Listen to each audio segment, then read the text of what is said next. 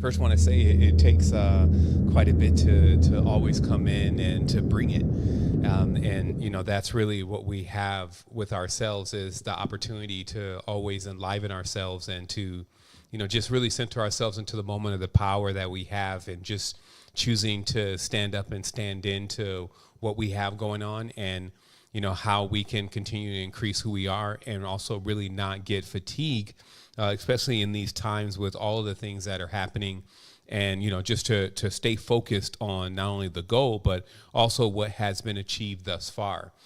So I have, as you know, in the cosmic law build, we have a two-part thing that happens here. And the first part is me just coming in and really just, tapping the vibration, letting you know a little bit about what we're going to be getting into, and then sharing something with you that I feel is special. And then after that, they will have our brother Terrence come in, and he'll be zooming in with you on some knowledge about the cosmic law series, and we're going to continue that. And then there's also going to be a questionnaire that's going to be conducted through a nice little application, and so that's going to be a little fun too. So that's what I'm looking forward to, is just checking that out. So I'm going to begin here now by first also centering myself. Like, there's been so much happening, especially this strong. As you know, we're on the 11/11. We just came off the full moon, but more than any of that, because that just kind of sounds like repetition to me, there's been like a lot of different transformations that are continuously happening in the reality. And I will say for sure that, the majority or the masses, the energy that's actually being, pushed, it really is felt, especially if you're anywhere near empathic. And so it takes a lot to just stay on point and to continue with what you're doing and not feel clogged or clouded by, I think they even have the primaries going on too, right? So, or secondaries or whatever it's called. I never was into politics much, but I guess what I'm saying is that these obviously are very auspiciously energetic days, because there's a lot of things that's actually taking place at this time. And so those are the markers that we're looking for. Sometimes it's not going to necessarily be the dates, but I think we just had the eclipse, then we had a full moon, then we had the political situation, then we had a nice little financial wake-up call inside of especially the crypto markets. And so we're reaching this point within the reality where it's just continuously knocking on everyone's door and saying, hey, wake up.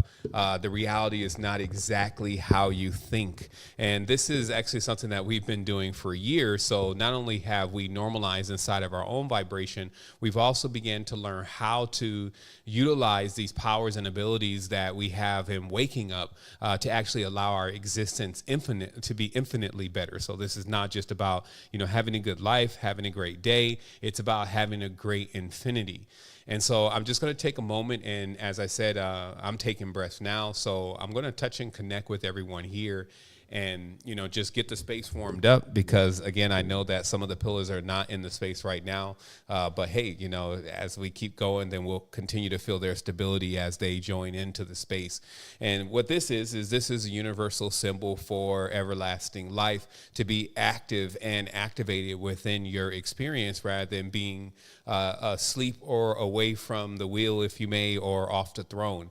This is the exclamation of winning, or when you're reaching the highest stage of what it is that you're doing in the specific reality. So we touch and connect with everyone that is here to allow us to create a unison of energy that is in itself perpetual. It's the ability for us to open up a space in time and say that this space is consecrated for whatever it is that we want to receive. So if any time in the future or in the past, we feel like, or even in this current present, if you feel like that there's something that you're not receiving, all of the glory, all the love, all the honor, the abundance, the things that we prefer, if you're low on any of those, to just tap into this space.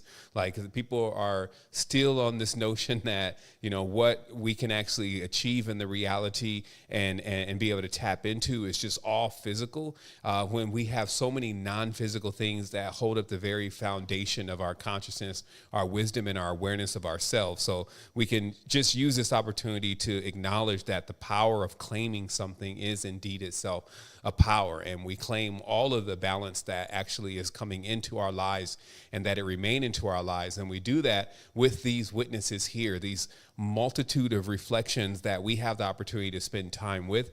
Again, the reality is somewhat desensitizing itself, and we'll talk about that this evening. But in this is a space that you could actually come, you can bring yourself, you can ask questions, you can talk, you can say who you are, you can connect. This is a space that is different than any other space that I've seen on the internet. Personally, we have, in fact, just checked our egos at the door and actually allowed ourselves to become one continuous field of projection and power and energy. And this is what we're doing here in Sovereignty Mentorship, also known as Ambassador Training. So I wanted to give thanks for you. I want to give thanks for this opportunity to be able to connect with you, just the ability to be able to be alive, to articulate, to not be shy, and to be straightforward with what it is that we want to achieve in life is indeed everything. Wholeness. So with that being said, I got to pick up the tones a little bit. And the thing about it is that, all the time in the reality, as I said before, there's just that necessity of you dialing in with yourself and being aware of who you are and how much power you have. And of course, never delaying and bringing that power into a space, because if you didn't notice, it is those who are still capable of projecting energy that are actually preferred in the realm, because projection of energy does attract. And so if you could say there's anything that you are getting into doing, it, learning how to utilize your energy and project your energy in the proper way to actually bring you the balanced things that you want in life. Now, there's a couple disclaimers here before we build into this evening, because it is always at this stage an adept conversation. Like, we've kind of blown past the neophyte. If it is going over your head this evening, some of the stuff that we're talking about, just remember we have the university. There's an archive there of the step-by-step process to become aware of the things that we're discussing now. However, also it sometimes is whether you believe things or not, if the comprehension is coming through. So rather than just coming in and taking our word for it, sometimes it's just good to dial in, check the frequency, check the vibration, and see what your discernment is telling you. And then the things that you don't know don't seem to be things you don't know. It's kind of like watching a movie and it's in another language, but because you're watching it and you're feeling what's going on, you kind of know what's happening in the story, despite you can't understand or understand the words. So right now, I want to say that, so the layout, of course, is I'm coming in, I'm about to do some heavy duty tough work for about maybe 30, 45 minutes. Then Terrence is coming in, then we're going to play a few games. Also, I wanted just to let everybody know, they're just out of responsibility and mindfulness, that what we're talking about this evening is not legal advice. And the reason why it's important for me to tell you that, like professional legal advice, is because someone can go and do something wild, lose the kids, lose the house, the whole nine, and then come back and say, well, the seven told me to do it. This is, again, a very adept and a very adult space. But just remember that some of the things that you're experiencing in your life may, in fact, take someone who is familiar with that side of the law in order to find solutions for you. So just be responsible in everything that you do. Ask questions, do your own investigation. Also, I want to remind everyone here that this is actually a private forum. I'm looking again for more framework that does make sure that it's stated and known that when you're entering into this space, all the things that we say and the things that we're doing are our own opinions, and the things that we're passing around and giving to others is just our own rights and being in a private space. So it's just like you walking into my house. I may let you see all of my books, and I may let you listen to all of my music, and I can do all of that because this, again, is my house. It is my personal space, and so this is a private forum, so we can discuss and talk about and do as we wish. I also will let everybody know that if you're prone to any type of depression, especially these days, it is important to take a really, really wise judgment for yourself and say, hey, does heavy duty levels of knowledge and awareness in the reality make me depressed at this stage? And am I really looking for something that is going to give me what I would say is just instant motivation? And the reason why I say it that way is because a lot of times when we're doing these deep dives, that means that we got to go into the unknown. So it is a journey in itself. We have, again, our anchors, our pillars, our nautics, and everything to get ready to make the journey, and then also return, depending upon just how long that trip will be. And what that means is that we're all very weathered in going, or not all of us, but some of us are very weathered in going through these topics. And so when I have a disclaimer and I say, hey, this is one of those topics that if you're prone to depression and you can feel like for a moment, oh, it's all over, then maybe you want to sit out for a moment and go and check out something like vibratory energetics, or the initial university, semester 1, semester 2s, just to build up the fortification that it takes to actually begin to digest some of those truths that they say most cannot handle. Again, this is a depth transmission, so there are few sovereigns in the world the cosmos for a reason, meaning not everyone has the title of being debt-free and able to power themselves. And that is for a reason. There's lots of dependencies and lots of past stories and histories and memories and all that stuff that people are experiencing and digesting now. It is the eating process of the communion of the reality where you're doing so much stuff, but now you're actually getting the results of what you're doing. You've planted so many seeds and ideas and things in the reality. Now you get an opportunity to eat from what those seeds produce and witness how it comes to bud. And so that's the part of the ebb and flow of the reality. So it's just that responsibility that we all have to say to ourselves, hey, where do I need to be at on this? And so we decided to set this goal towards sovereignty because we realize that sovereignty is in itself one of the highest states, if not the highest state, that can be reached inside of a physical plane. And we also make a notation that there is something beyond sovereignty. So we're also not trying to cage you into anything. But hey, crawl before you walk. It's important, again, for us to realize the debts that we have in life and to absolve those debts. So I wanted to begin here by first discussing that, these are the times, because more than ever, as I'm still tapped into many of the wavelengths that broadcast and transmit throughout the world, I'm seeing more and more beings not only come online, I would say, meaning that come online in a way where they get some type of vivid experience of that the world is not exactly what they thought it was. And also, meaning the rug pull. So I'm seeing more rug pulls than ever.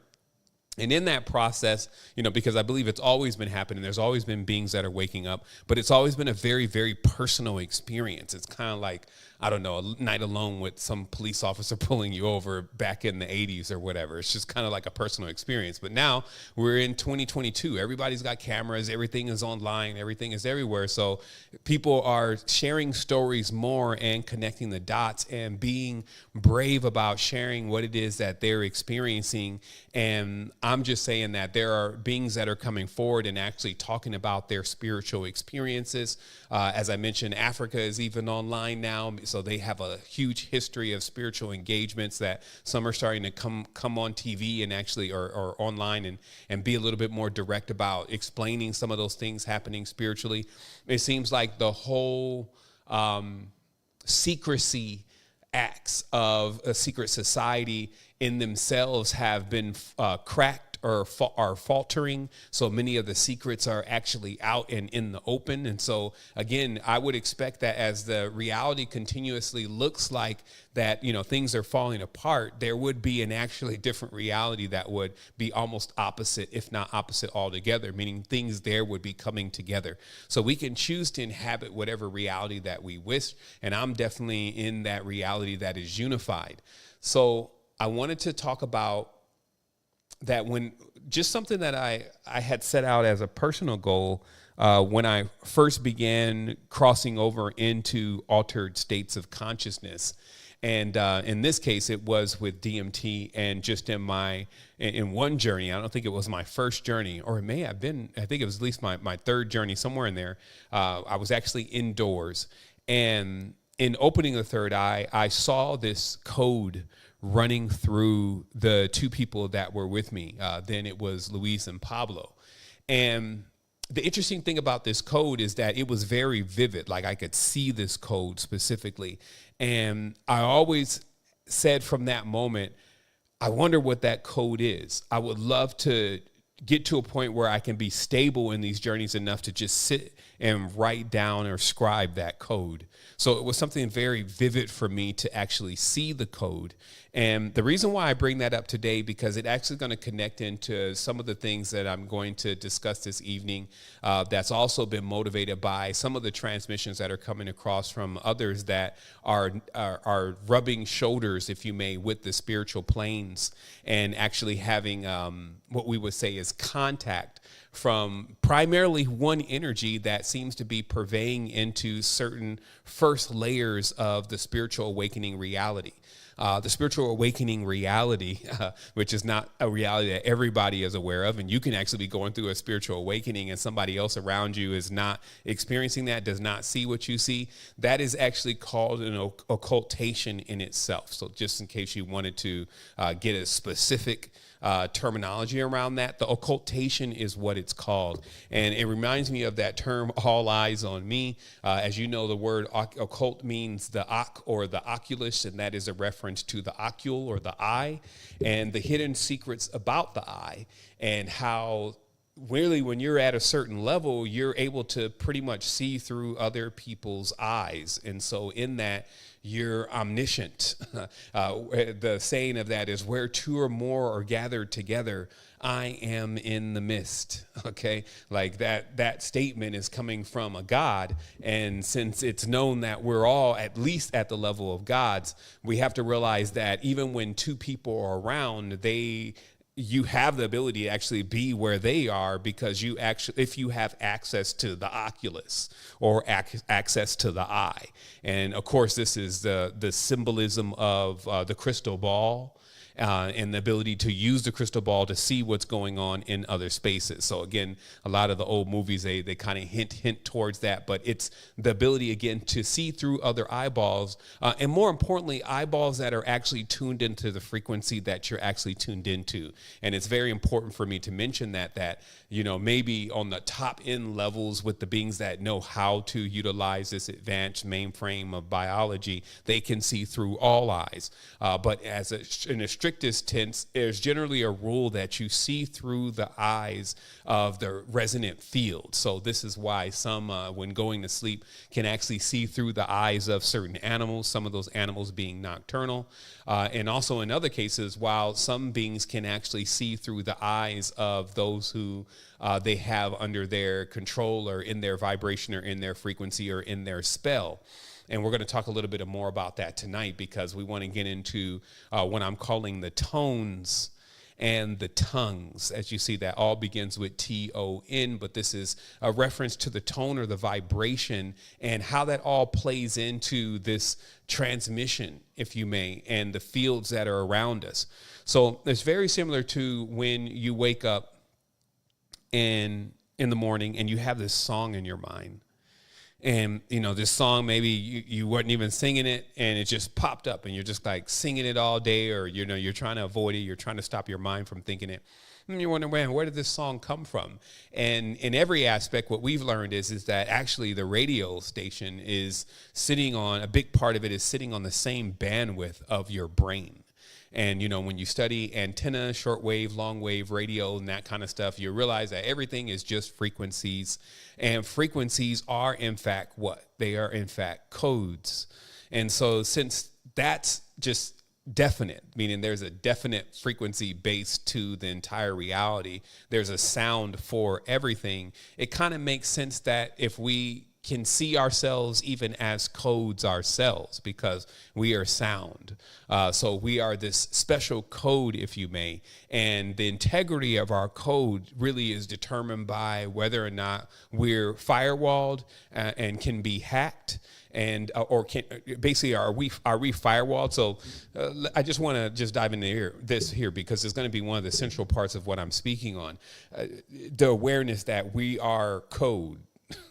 We are vibration, we are frequency, we are light, and that comes into an aspect of being a symbol. And if you read those symbols, you would see a variety of symbols that are all in a specific sequence, and then that variety of symbols and sequence would in fact be what you're calling you. Now, again, do you exist without the code? And that's kind of like saying that, when you lose consciousness or you get knocked out and you go into the knocked out space and you just you're there, and then you finally come back here. Sometimes you have a dream or something, but it depends on how deep you go into the knockout.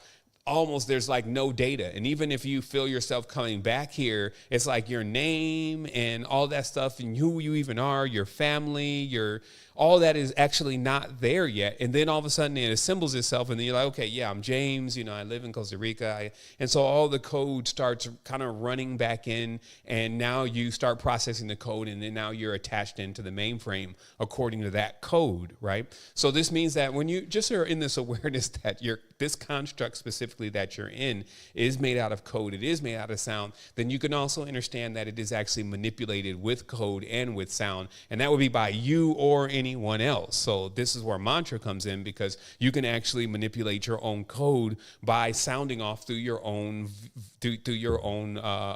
voice box, right?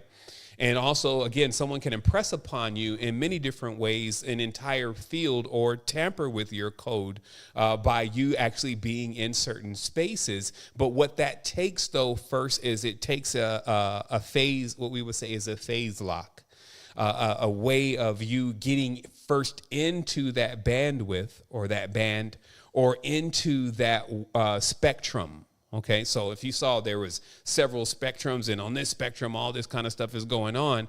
If you didn't want to be a part of any of that, then you would just be outside of that spectrum. It's kind of like, that's why there's worlds that people can't see, because they're not in that spectrum. But in the event that you phase into that spectrum, then you're going to actually be aware of what's going on there. And it does not all the time match with what everybody else is experiencing around you. And this is what I call even the levels itself of the occultation, where you can see it, but nobody else can see it. And I think the level one of that is, first of all, just the truth in itself. Like, some of the things that we've come to understand about the language and stuff like that, and symbols and things like that. And it just is like obvious, and it's like right there, but others cannot see it, right? So I call that like level one. And this, we need to realize that there's levels of not being able to see something. There's not just one level like ghosts, right, or entities. There's a few levels, and the first one is just the overall truth and people not being able to see it.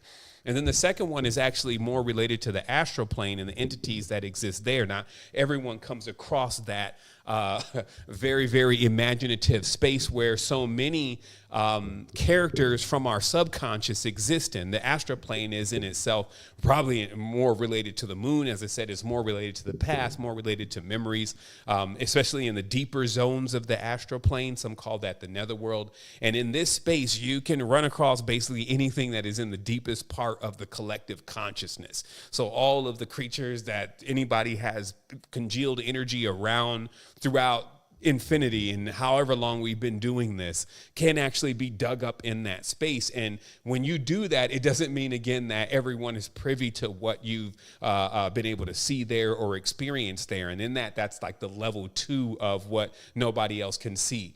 And this is, again, also parts of the occultation process, because I would say level 3 in itself would be what I call the holiest of holies. And this is just if your consciousness, when your consciousness is in your what you would call your physical reality, begins to come in contact with things that other people cannot see. This stage in itself is level 3, because it does not happen for many people, because you have an integrity around your system. So let me explain this very carefully. Again, for your own protection, if you may, you're not seeing or in the bandwidth of certain things that you feel like would, just wouldn't match into your reality. Like just a monster sitting over in the corner right now, and you can see it clearly, but moms can't see it, nobody else can see it. So what's happened is that the holiest of holies, if you may, of your consciousness has been breached, and now something that has penetrated that and is now in your local space. Okay, now this is very rare, but it does happen.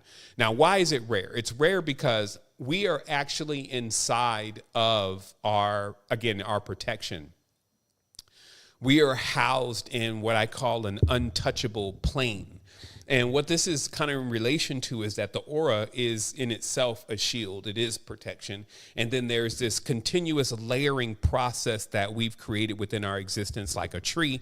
And then where we exist at is somewhere in the center, like the core of who we are, like the core of our being is in the center of that. So you could say in every aspect of things that it has this protection or this layering or this shield.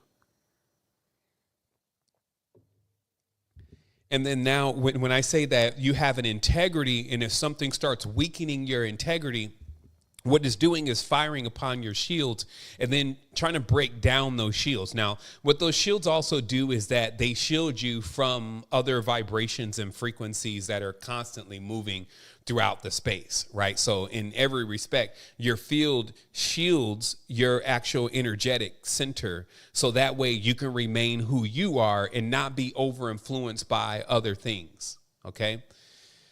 So if you're visualizing this and you're seeing that, okay, well, so I have this field that is around me and it is multi-layered, but when something is trying to impress upon me, it needs to break through those fields, or I need to let it in.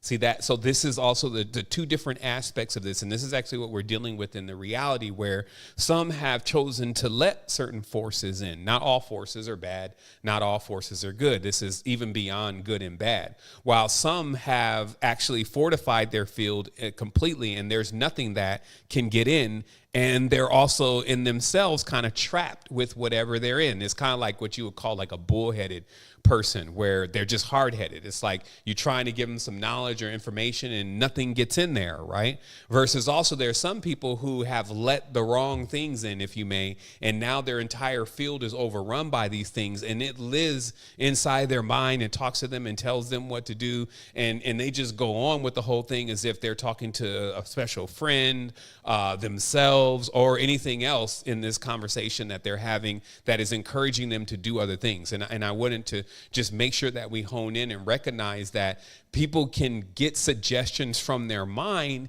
and carry out those suggestions. So sometimes you can even see a person just doing that normally. Like, I definitely have a narrative going on in my mind. I always try to make sure that narrative is serving me.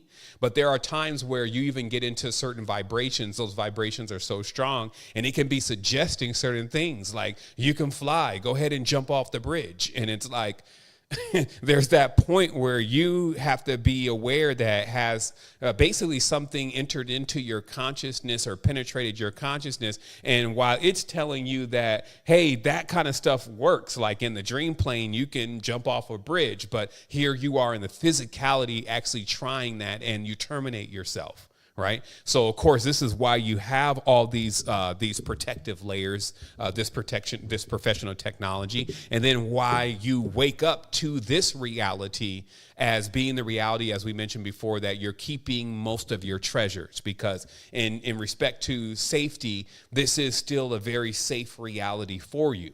And, I just wanted to hearken to that because, of course, there's a lot of things happening in the world, and there's so many things happening around us. It can get us confused about that, but you're safe though, especially if you're here this evening, you're in the conversation, you're in the build, you're in the unity, you're under the shield, if you may. And so for now, right now in this space, you have the opportunity to continue to expand. And that's something very powerful and very important, because you could have had a crazy dream last night where maybe you got locked up or got killed or got dismembered or whatever, but that's not the story right now and today and with you.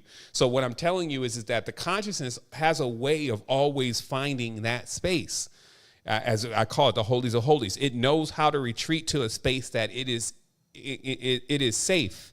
But it continues to venture out or explore into other fields in order to gain more awareness, because that's what the DNA, of course, is doing, is it's gaining more awareness, gaining more memories, and then increasing the whole. And that is the process of not just survival, because this is kind of beyond survival. This is the process of even being able to create what people are calling life experiences and those kind of things. And there's still a lot about life. Like if you've ever been in love before, if you've ever had children before, if you've ever discovered something new or did something for the first time, that feeling in itself, there's a lot about life that it has to still teach you. And so again, we shouldn't throw the baby out with the bathwater, again, just because there's a few parasites in the reality. We'd be better off in finding ways to, again, firewall ourselves and shield ourselves from these kind of things. And then also, if we ever encounter this again, no matter what space and time we're in, we'll actually know how to deal with it. So we can see this time in the planet as an opportunity for us to gain the ability of how to deal with lives, like how to deal with vibrations and frequencies, how to deal with code, and how to actually deal in the realities where there's constant implementations or basically there are other things that are actually in the reality. Let me make this note here real quick. There's other things that are actually in the reality, interacting on the reality, that actually have their own agendas and their own endeavors. And we have to know when, you're getting sidetracked from your overall projection of being home. Remember that I talked about before, that for an explorer, you have two spaces. So you're either out on exploration and actually, cultivating and finding treasures, etc., or you're home. You're at home base. You're at the place that, again, you've placed all of your personal things, your life, your memory, your husband, your wife, and all the different dynamics of that, the rich, the poor, the hating, the loving, all of those different things, all those different treasures, you've placed them into this space. So what could happen is, for an infinite being, which we are, is in this space that you can have so many things, you can forget what you have. And it's very easy to see how that will happen. And in fact, it seems to go on every single day when we have a dream and then we wake up and then now we don't remember anything that happened in the dream. It starts just flying away like it's being sucked down a tube. And so in this reality, in this reality, the memory plays a key role, but how much memory you have and how much memory you can access in a physical reality actually becomes limited. And this is why we have other realities, because when you want to go and experience something that is outside of the vibration or the bandwidth of this reality, then you have your dream body to jump in. But when you jump in your dream body and enter into the astral plane, which is like the next level, this is also why you then need more ability of more awareness of how to control your vehicle, because you're entering into a broader space. And we talked about that as you're entering into the open ocean. And when you're in the open ocean as a vessel, now, first of all, when you left, you should have had everything that you needed, and everything that you need should be contained on your ship. So trying to go out into the open ocean and finding fresh water is not going to be a good idea. So there's basically a law and a level of refinement that you even need to be in before you even decide to cross into the astral plane. So we actually see all these stages as actually training for being able to expand into greater bodies. So it's kind of like when you were younger, you get your first apartment, and then maybe you're living in a house now, or, you get your first car, or you get your bike, and then now you got a car now. So there's a constant upgrade to the vehicles, if you may, and the housing that you have as you're going through infinite existence. So we should get used to this, is what I'm saying. You should get used to that. You have designed in itself a mansion, and you have many of them. You have many layers, but the maintenance of the mansion, the caretakers of the mansion, and the energies that are inside of the mansion that you're managing is actually what then becomes the key fundamentals to your growth and your sustainability. So then we are to look at that they're actually custodians, if you may, of our consciousness. And so this becomes a very interesting introspection, because I've actually revealed this before, but we'll talk about it again today, about the hand in itself, and not only the cult implications of the hand, but what has actually been seen on the astral plane with the hand. And this is, of course, that the hand is, well, first of all the members of the body in themselves seem to be like their own kind of thing. And the reason why we have a body with them all together is because they somehow have come to some agreement to be together. So we see the body as like one whole thing. When you have a heart, you have a spleen, you have a kidney, and each of them do different things. And in respect to their tones and vibrations, as we call it, the organs or the chakras, they are actually different beings. But their control points are actually indeed the points or the tips of the fingers of the hand. And what is witnessed is that these tips of the fingers, or the fingers themselves, are actually beings themselves. And the easiest way to explain this is 5 beings, to be exact. The ones that actually want to be along for the most sensitive side of the journey, because everything about human beings, or a big chunk of what we have going on, is really about touch.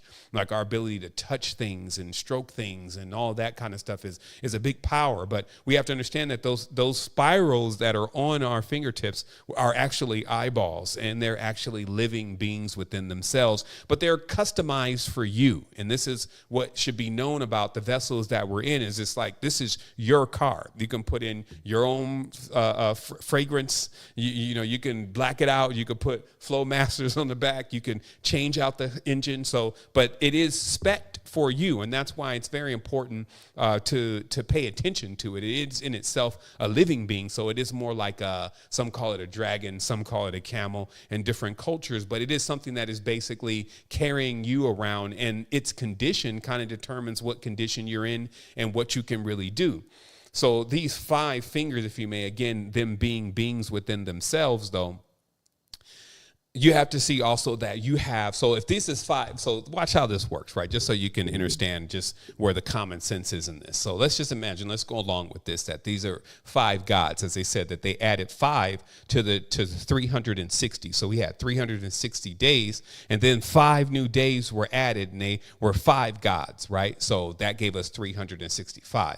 So let's imagine then phi is also 5, right? And phi is the Fibonacci sequence, and it's encoded within the hand. And even the distance between the knuckles and all the rest of the parts of the hand is encoded in phi, right? So this is also called the apple or the pentagram, right? So just within this power, because every single thing pretty much that you're doing all the time in the reality, whether you're opening doors or typing on computers or calling somebody or picking up your phone or, holding someone, hugging them, it all involves the hands in most cases. Like, it's going to get some use is what I'm saying. And if not, it may get most of the use. And because of that, we may have missed, again, just the connection with how even our ancestors are connecting into the world. They're connecting into the world, as I explained before, as living through the things that are around us and living through the components in which we're made out of.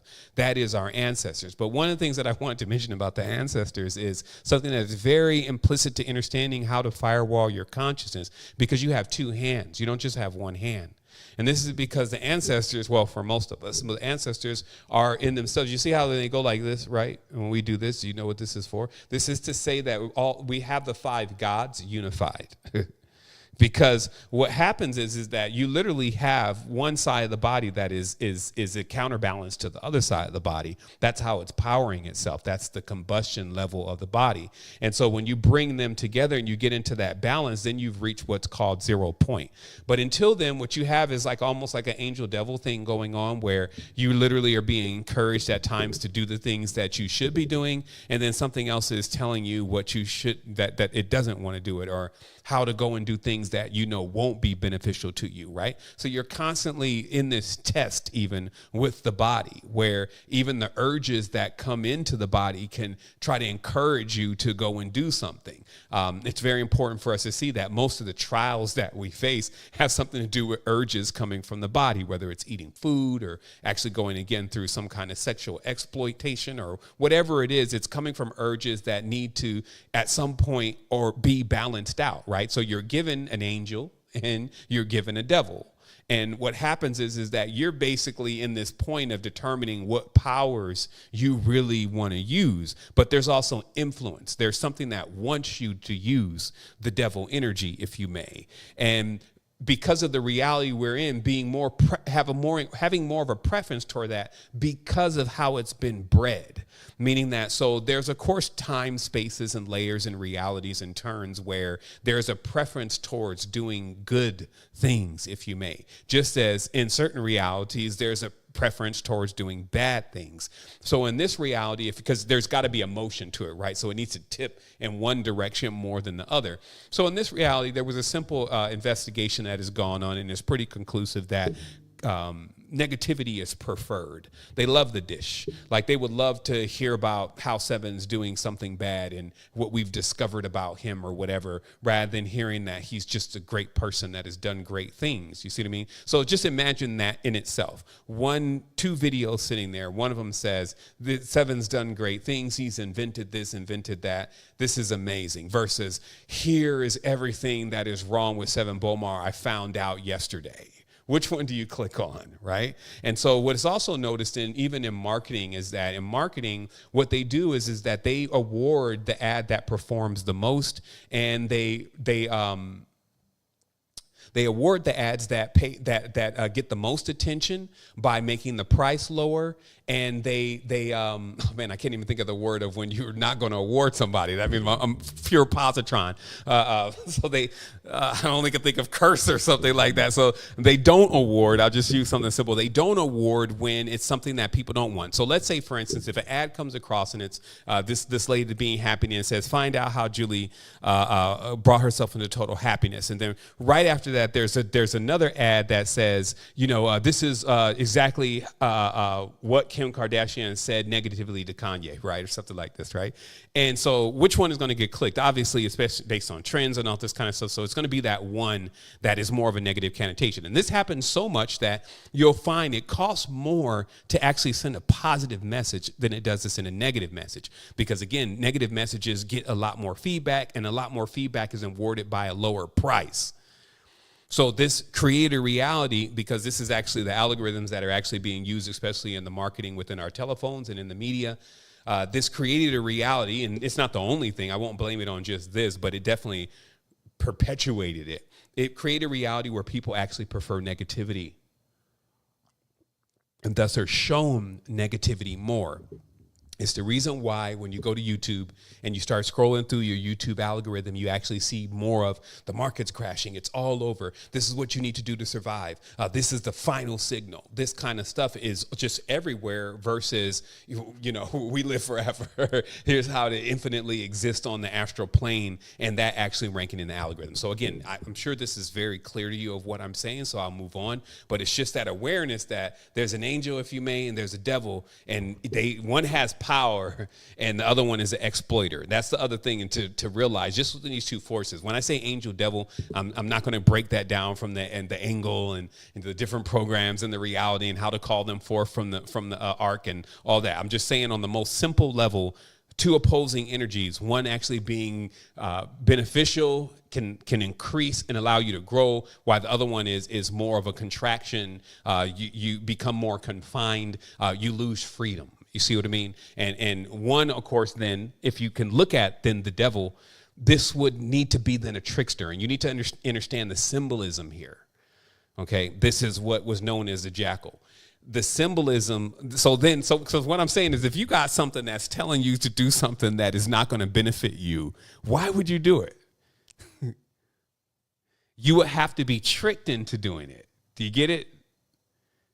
So I just want to let me get my gallery on here. I just realized I was just riding out by myself. Okay, thanks. I already got a screen of myself. So let me remove one now. I can see everyone. So just imagine again. So since everything's almost like this yin yang flow, if something is suggesting you to do something that is going to bring you into less of a situation that is beneficial to you, why the hell would you do it? It would seem like common sense altogether to not do it, right?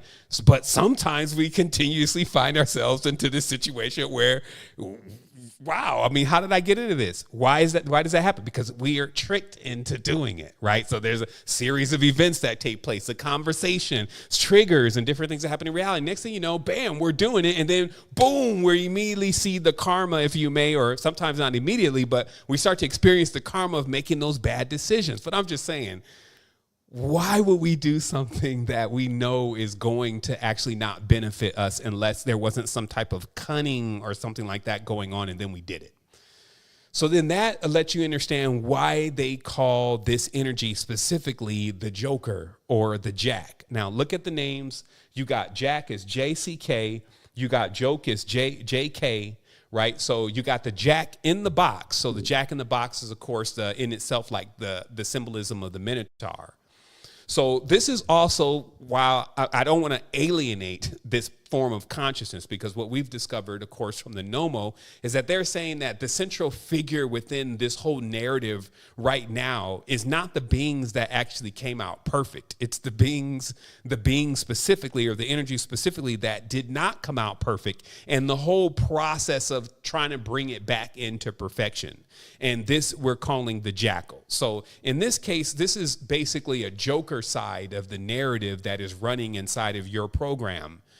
it's like some people like to see this thing, and you'll never get a hold of it if you try to do it this way. I'm saying from experience, but they like to see this thing as an actual external force that is preying on them. And so this is also like a matter just of perspective and power. Because when you admit that something else has control over you, then you give it power over you. When you are saying that this is actually a part of you, then you actually give yourself the power to change it. And this is a very, very thin line, because what happens is the person constantly goes back and forth between whether they want to blame something or someone for the decisions or the things that have befallen their life, or they want to take responsibility for it and actually begin to move in on it. So that's like, is a person going to still be a victim, or are they going to actually bring themselves into a state of consciousness where they realize that they don't have to keep victimizing themselves and just accept that the moves that are being made and the places that they're finding themselves in is based on a series of decisions and events that are not just taking place from them, but also could have been taking place from their parents. But there's always this lineage of responsibility because it's hereditary, it's inherited. This is why, you know, you can still do certain things that your mother does. Your mother may have looked a certain way. Like I was actually watching a video just recently that Willie sent of his daughter, and she grins like Willie does. She stops and then she gives the grin. And I said, man. And then my daughter, when she goes to sleep, she holds her leg up, because I always like hold my leg up, and she does it. So it's just evidence that we're passing something, which is the DNA, hereditarily through to our next of kin. So again, we can't just neglect that the decisions that our parents are making, our parents' parents, et cetera, is the real decision line of the energies that we continuously deal with. And that's why I said earlier, that means that if we move in on our own lives and absolve ourselves from these debts, hence going into sovereignty, then we don't pass debts on to the next being that is carrying, which is also us, but the next being that is carrying on our generation. Now, you don't always have to generate external beings. That's another thing. That's in some of our deeper knowledge. We discussed how there is a homunculus, meaning that every time you get into a deep level of concentration and you have a breakthrough, something is birthed, but it doesn't mean that it comes into the physical reality. So you actually have many non-physical energies that you've birthed around you.